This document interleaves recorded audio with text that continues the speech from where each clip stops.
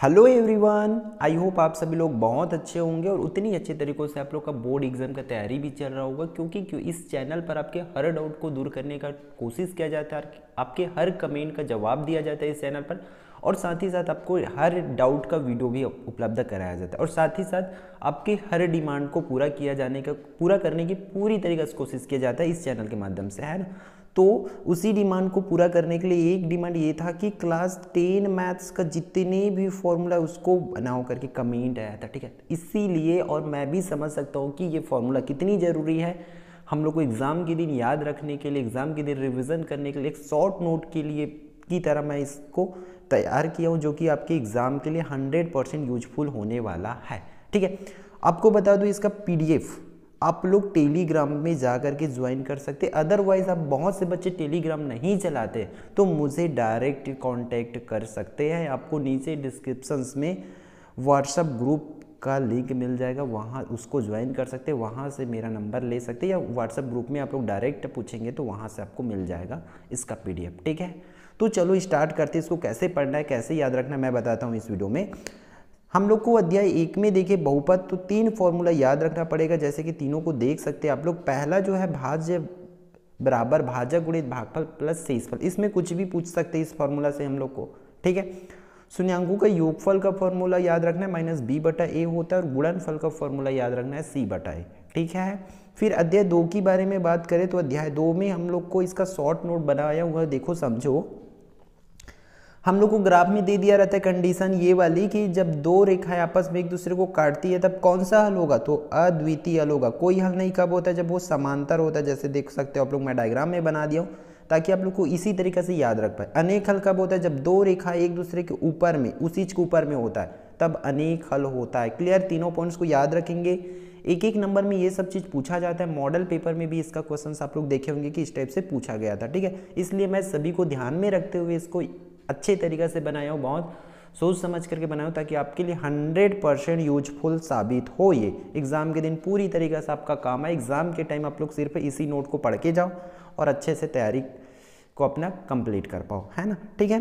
तो देखो समीकरण निकाय के हल, हम लोग को पूछा जाता है कि अद्वितीय हल है तब क्या होगा कंडीशन करके, तो कोई हल नहीं होगा, अनेक हल होगा। तो इन चीज़ों को आप लोग याद रखेंगे, ठीक। अगला अध्याय 3 का देखते हैं। मैं जितनी जरूरी है उसी चीज को बता रहा हूँ, एक्स्ट्रा चीजों को नहीं करना है हम लोग को, ठीक। अध्याय 3 में एक चर का द्विघात समीकरण, तो इसमें समीकरण का व्यापक रूप पूछा जाता है हम लोग को। समीकरण का व्यापक रूप होता है ax का वर्ग प्लस bx प्लस c बराबर 0 और वहां पर a का मान कभी भी 0 नहीं हो सकता। इन चीजों को भी याद रखेंगे। फिर सूत्र विधि याद रखेंगे। पूर्ण वर्ग विधि कट गया है, इसको याद रखेंगे। पूर्ण वर्ग विधि हम लोग नहीं करेंगे तैयारी, फिर भी चलेगा, ठीक है। सूत्र विधि का क्या होता है, x बराबर -b प्लस माइनस b का वर्ग -4ac/2a होता है। इस फॉर्मूला को कंप्लीट आप लोग याद रख लेंगे, नोट कर लेंगे, इसकी शॉर्ट कर लीजिए अगर आपको जरूरत है तो, ठीक है। फिर आता है किसका फॉर्मूला, विभेदक का और मूलों की प्रकृति का। विभेदक मत को हम लोग क्या बोलते हैं, विभेदक, और उसी को विविधकर भी बोलते हैं, इसको d से दर्शाते हैं। इसका फॉर्मूला ये है b का वर्ग -4ac, इसको इसी तरीके से याद रखेंगे, ठीक। अब बात कर लेते हैं मूलों की प्रकृति। d का मान जब हम लोग को पूछा जाता है कि मूलों की प्रकृति बताइए करके एग्जाम में आता है तो आप लोग याद रखना इसी फॉर्मूला का यूज करेंगे। और d का मान अगर 0 आया तो वास्तविक हुआ, समान है करके लिखेंगे। अगर d का मान प्लस में आता है 1 2 5 जो भी प्लस में आ गया, जो भी आया नंबर प्लस में आ गया मतलब 0 से ज़्यादा आया तब हम लोग लिखेंगे वास्तविक हुआ असमान। अगर माइनस में आता है आंसर तब हम लोग लिखेंगे काल्पनिक हुआ असमान। क्लियर है, ठीक। उसके बाद आप लोग क्या करो, चैनल को सब्सक्राइब जरूर करो, शेयर जरूर करो वीडियो को, ठीक है, ताकि बाकी बच्चे भी इसका बेनिफिट ले पाए भाई। अब हम लोग इसमें याद रख सकते हैं समीकरण बनाने के लिए सूत्र। समीकरण बनाने का सूत्र क्या होता है, x का वर्ग alpha plus beta x plus alpha into beta बराबर 0, ये होता है द्विघात समीकरण बनाने का सूत्र, ठीक है। तो इसको याद रखेंगे आप लोग। इसको देख लेते हैं अध्याय 4 को, है ना। अध्याय 4 हम लोग का समांतर श्रेणी है। इसमें याद रखना जो ए सेन वाला है वो कट चुका है, इसलिए मैं सिर्फ ए एनवा वाला फॉर्मूला ही बताया हूँ। इसमें देख सकते हो समांतर श्रेणी का एनवा पद का फॉर्मूला ये वाली होगी, ठीक है। अगर उसमें अंतिम पद दिया हो तो एल बराबर लिखेंगे सेम फॉर्मूला को। डी का मान निकालना, और डी क्या होती है, सर्वांतर होती है, उसका फॉर्मूला क्या होता है, द्वितीय पद माइनस प्रथम पद होता है, इतनी चीज़ों को याद रखेंगे।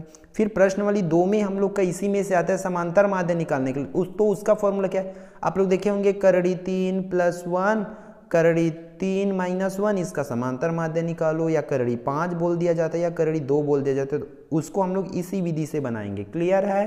ठीक। फिर अध्याय 5 में आप लोग को कोई फॉर्मूला याद नहीं रखना पड़ेगा, ठीक है, आप लोग को डायरेक्ट 6 में जाना है। अध्याय 6 में तो मूल बिंदु के निर्देशांक क्या होते हैं, तो मूल बिंदु के निर्देशांक जो होते हैं 0 0 होते हैं, और x निर्देशांक को भुज बोला जाता है, y निर्देशांक को कोटि बोला जाता है। याद रखना, हम लोग को बिंदु दे देंगे 5 और 3 मान के चलो कि कोटि लिखो करके, तो कोटि क्या हो जाएगी, 3 होगी, और भुज की बात करें तो 5 होगा। क्लियर है? याद रखेंगे आप लोग।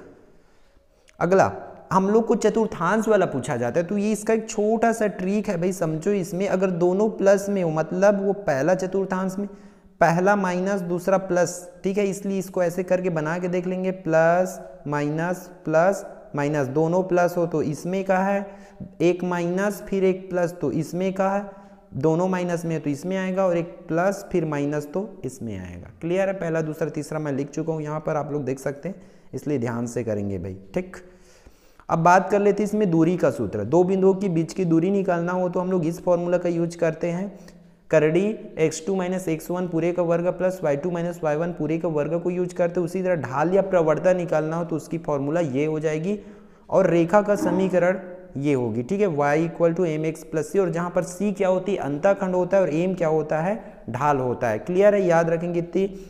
फिर डायरेक्टली अध्याय 8 को देखते हैं, क्योंकि हम लोग को साथ में कोई फॉर्मूला याद नहीं करना पड़ेगा। देख लेते हैं कि अध्याय 8 में हम लोग को बैंकिंग एवं कराधान है ना, इसमें दो फॉर्मूला याद रखना, एक तो आवर्ती जमा खाते के लिए और एक सावधि जमा खाते के लिए। बस इतनी चीज़ों को कर लो आप लोग। फिर बात करते हैं त्रिकोणमिति, मोस्ट इंपॉर्टेंट है पूरे गणित में, इसी में सबसे ज़्यादा फॉर्मूला है, एक्स्ट्रा चीज़ हम लोग को याद रखना पड़ता है। और ये जितनी भी फॉर्मूला यूजफुल फॉर्मूला है, मैं वही फॉर्मूला को बताया हूँ जो आप लोग के 10th के लिए जितनी फॉर्मूला लगता है, जितनी जरूरी है, उतनी चीज़ों को आप लोग के लिए ले आया हूँ, ठीक है। तो सभी फॉर्मूलों को बहुत ध्यान से लिखेंगे आप लोग कॉपी पे, इसको लिख लो, याद कर लो कि साइन थीटा का मान क्या होता है, लंब बटा कर्ण, कॉस थीटा का आधार बटा कर्ण।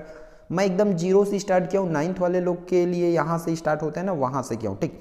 अब उसके बाद देखो यहाँ से ये वाली फॉर्मूला भी याद रखेंगे, दूसरे टाइप का या तीसरे टाइप का, ठीक है। साइन थीटा का उल्टा क्या होता है, 1 बटा कॉस थीटा, ये तो पता है, कॉस का 1 बटा सेक हो जाएगा, टेन का 1 बटा कॉट, फिर उसी तरीके से सबका करेंगे। और जब इन दोनों का मल्टीप्लाई होगा, देखो उल्टे उल्टे वाले का मल्टीप्लाई होता है तो उसका वैल्यू कितनी होती है, 1 होती है, और टेन का वैल्यू इतनी होती है, कॉट का वैल्यू इतनी होती है, आप लोग उसको याद रखेंगे, ठीक है। अब त्रिकोणमिति सर्वसमी का ये मेन रूप से उपयोग होता है, ठीक है। त्रिकोणमिति सर्वसमी का याद करेंगे, sine square theta plus cos square theta बराबर होता है 1, इसलिए इन चीज़ों को याद रखेंगे बहुत अच्छे से। 3 सर्वसमीका है, तीनों सर्वसमीका को याद रखेंगे आप लोग। इसका पक्षांतर वाला पार्ट भी अच्छे से याद रखेंगे, इसको PDF डाउनलोड कर लेंगे। ये त्रिकोणमिति टेबल है, इन टेबल को भी बहुत अच्छे से आपको याद करना पड़ेगा, इसके बिना नहीं हो पाएगा, ठीक है। तो इसको कैसे याद करते हैं, साइन 0 का 0, 30 अंश का 1/2, इस तरीके से आप लोग को कंप्लीट याद करना होता है। क्लियर है? फिर ये पूरा कोड ये तो होता है, इससे हम लोग को 2 नंबर में भी क्वेश्चन आता है, 1 नंबर में भी क्वेश्चन आता है, तो इसलिए इसको बहुत ध्यान से करेंगे आप लोग, ठीक है। साइन 90 - थीटा का कॉस थीटा, कॉस 90 - थीटा का साइन थीटा, 10 का होता है कॉट, ठीक है। कंप्लीट इसी तरह का सभी फॉर्मूला को इसमें से याद रखेंगे और बहुत ध्यान से करेंगे, ठीक है, क्योंकि एक गलती से आप लोग का पूरा नंबर चला जाएगा। अध्याय 11 में आप लोग को ये याद रखना पड़ेगा, सिर्फ 2 प्रमेय, एक तो पाइथागोरस प्रमेय आप लोग को याद ही होगा, कर्ण का वर्ग प्लस बराबर लंब का वर्ग प्लस आधार का वर्ग, और ये आधारभूत समानुपातिक प्रमेय। जब भी ये दो भुजा समांतर होती है तो उसको हम भुजाओं को इस तरीके से अनुपात में लिख सकते हैं करके। फिर डायरेक्टली आप लोग को अध्याय 15 में जाना है, ठीक है। 12-13 में हम लोग को कुछ याद नहीं रखना है एज अ फॉर्मूला, ठीक है। अब इसमें से 1 नंबर का सवाल तो आएगा ही आएगा बोर्ड एग्जाम में, इतना मान के चलो, ठीक है। पृष्ठ घन में पृष्ठ की संख्या पूछ सकते हैं, शीर्ष की संख्या पूछ सकते हैं, कोर की संख्या पूछ सकते हैं, पृष्ठीय विकर्ण, आकाशीय विकर्ण, कुल विकर्ण याद रखेंगे, इनको याद कर लो आप लोग अच्छे से भाई, ठीक।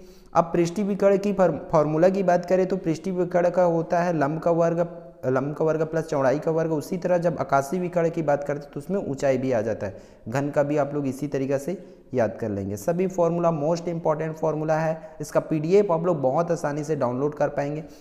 अब देखो इसमें समांतर माध्य निकलना, तो ये बिना टेबल वाले के लिए नॉर्मल जो 2 नंबर के क्वेश्चन आएगा उसके लिए, और ये जो है हम लोग का 4 नंबर वाले क्वेश्चन है उसके लिए है।